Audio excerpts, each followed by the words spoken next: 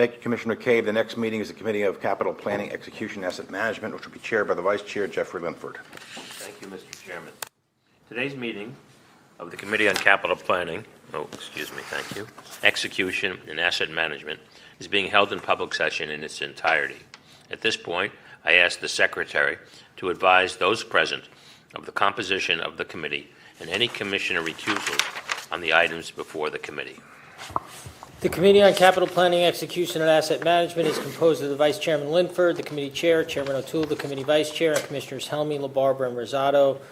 All committee members are present with the exception of Commissioner LaBarbera. Also present today are Commissioners Eve, Fine, Fisher, Kelly, McCabe, and Richardson. There are no recusals required with respect to the two matters on the agenda. Thank you. I call on our Chief Development Officer, Derek Utter, to present an item that would authorize a project for enhancing public transportation access to LaGuardia Airport. Derek. Thank you, Vice Chairman. So I'm here today to speak about LaGuardia mass transit options and advancing one particular one. So most people know that we operate the region's major airports. We also think a lot about how people get to the airports. And so this project is one to improve options for people going to LaGuardia Airport. So as you may recall, about 2 years ago, an expert panel made recommendations to us to improve ground access programs. And they looked at a whole variety of options ranging from subway to bus to new technologies, air train style programs and the like.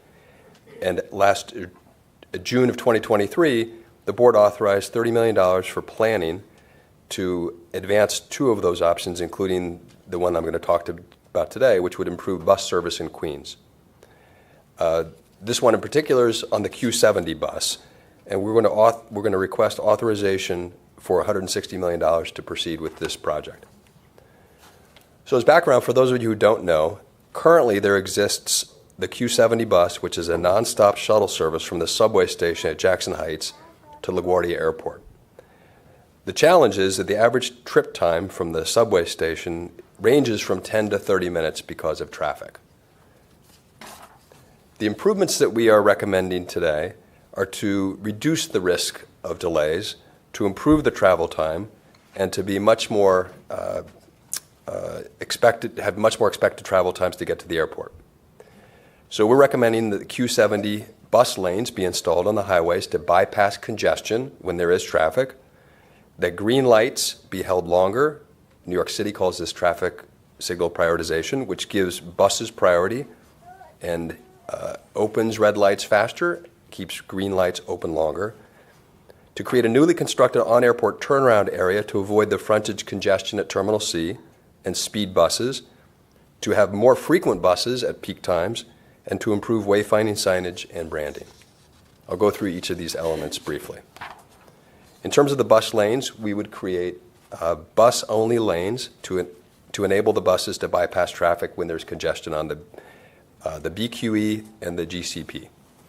We've been working with New York State DOT as the lead agency who manages both, and these bus lanes will allow for a shorter, more consistent travel times and improve the bus reliability. Second, as I mentioned, the green lights in the neighborhoods. As you see listed here, there are 3 zones where we have been working with New York City DOT to extend the green lights for buses and reduce the travel time. Third, on airport, what you see on the screen is a diagram of the route that the bus travels when it gets onto the airport and goes all the way over to the far end of Terminal C on the east end of the airport. The red line shows the current route that the buses travel, and you'll see it goes all the way past Terminal C and doubles back, and it does so in mixed traffic with cars and for-hire vehicles and taxis, which is often congested. What we're recommending is to avoid this traffic congestion is to have a new bypass road that allows for buses to avoid all of that and simply turn, as you'll see on the green line, into the edge of the parking garage. That bus stop, relative to the current bus stop, is equidistant for travelers to walk. So no change in the traveler experience other than bypassing a huge amount of traffic. Fourth, enhanced branding and bus wraps. We think this will start to give some some visibility to this as a lead way for people to get to the airport. And then lastly, wayfinding and signage, which would extend from the subway platform up to the bus stop itself at the subway station.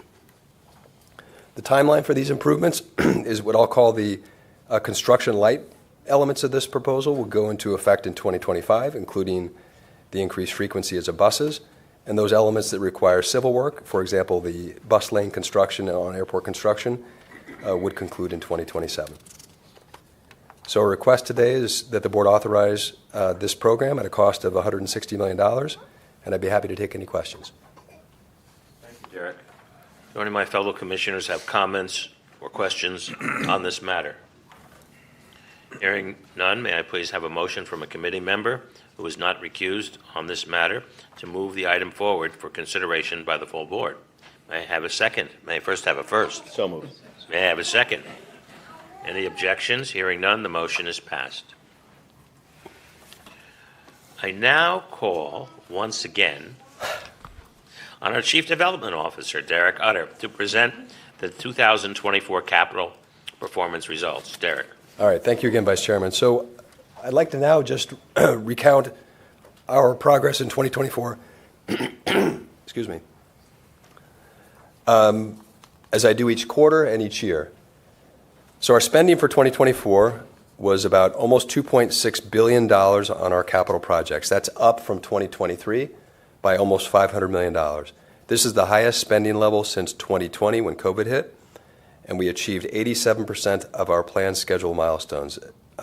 As I say to you, every project has two milestones: the end of our pre-construction phase, which means we have scoped a project and gotten it to contract award. And then once the contract is awarded, we have a second milestone, and that's the completion of the project, the construction completion.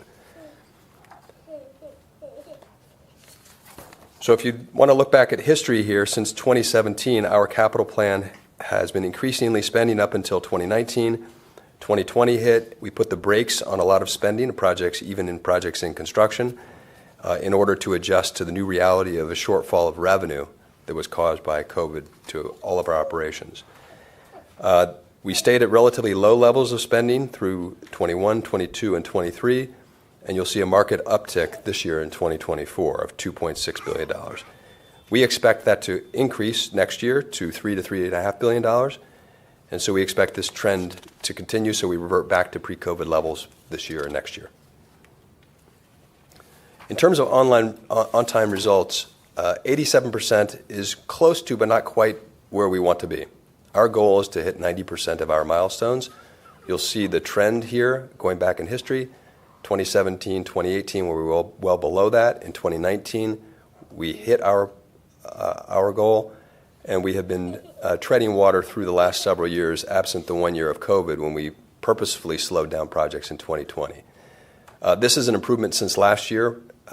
We put a real concerted effort on a couple of areas where we knew that we had an opportunity. For example, on some of our internal approvals process, we found that we could expedite faster and meet some of our milestones. Next year, we have a couple of areas of focus. One is to make sure that we are looking at our December milestones, given the holidays can create challenges well in advance, and to look at our limited construction resources for certain of our projects done by our own in-house folks to make sure we stay on top of allocating resources better there. So again, our target next year is 90%. So to conclude, just to give you a sense of some of the major projects that were delivered in 2024 in terms of contract awards, you'll see on the list, I won't read through all of them. Some of the notable ones include the Midtown Bus Terminal Replacement Program. We awarded the contracts for the Dyer Plaza deckovers to begin that project. And you'll see some of the ones on the right related to projects that were construction completions. I'll mention the one at the top, very important, where we have put in place a process to decarbonize some of our buildings. So Building 1, the admin building at Newark Airport, is now fully decarbonized. No greenhouse gases emitted from the building by virtue of a rehabilitation project we did. We're going to look to replicate that at other buildings in the future. With that, I'll take any questions. Thank you, Derek. Do any commissioners have comments or questions regarding this report? Hearing none, this concludes today's meeting of the Committee on Capital Planning, Execution, and Asset Management, and I turn it back to our chairman.